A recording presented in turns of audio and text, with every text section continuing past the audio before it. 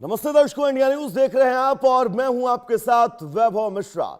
उत्तर प्रदेश आज 35 करोड़ पौधे लगाकर नया इतिहास रचने जा रहा है। मुख्यमंत्री योगी आदित्यनाथ गोरखपुर से प्रदेश व्यापी पौधरोपण महायज्ञ 2026 की शुरुआत कर रहे हैं। और ऑक्सीजन का उत्सर्जन जो इसके कारण हुआ वह हुआ है 3,13,373 टन। यानी अगर आप कहेंगे तो यह 2,19,361 लाख लीटर यह ऑक्सीजन का उत्सर्जन भी इन पेड़ों के माध्यम से अनुमानित किया गया।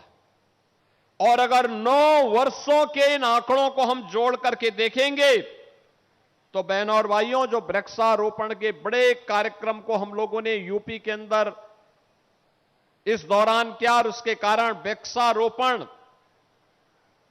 का आच्छादन वनाच्छादन यूपी का बढ़ा, परिणाम हुआ 6,37,74,130 टन कार्बन डाइऑक्साइड का अवशोषण हुआ। 1,73,90,000 कार्बन का संचयन भी हुआ और 4,63,90,130 टन ऑक्सीजन का उत्सर्जन भी हुआ। यानी आज हम सबके सामने ये आंकड़े इसलिए महत्वपूर्ण हो जाते हैं, आपने मौसम के चक्र को देखा होगा। मैं कल से देख रहा हूं लगातार बारिश पड़ रही है। इंद्र भगवान की कृपा हो गई कि हमारे कार्यक्रम के लिए हमें इस समय थोड़ा राहत मिली हुई है, नहीं तो रात भर बारिश थी, कल रात्रि भर बारिश थी और किसानों के लिए बहुत अच्छी बारिश है। लेकिन बहनों और भाइयों, ये बारिश 15 जून से प्रारंभ हो जानी चाहिए थी। लगभग 1 महीना हम लेट चल रहे हैं। अगर 1 महीना लेट खेती बाड़ी के लिए हो जाता है, अगर बीज जो 15 जून तक लगने चाहिए थे, अगर आप 15 जुलाई तक लगा रहे हैं, याद रखना 25 से 30% प्रोडक्शन में उसका अंतरपड़ता कम हो जाता है। यानी किसान को इतना नुकसान होता है।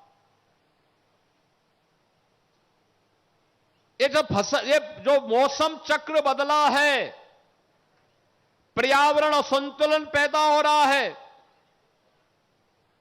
गर्मी पड़ती है तो चरम पे पड़ती है और सर्दी पड़ेगी तो चरम पर पड़ेगी। लोगों को लगता है कि जैसे अब बहुत खराब स्थिति कभी कभी देखने को मिलती है।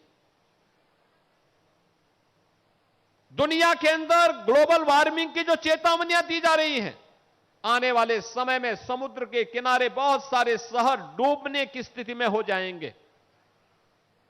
जल का भीषण संकट हो जाएगा।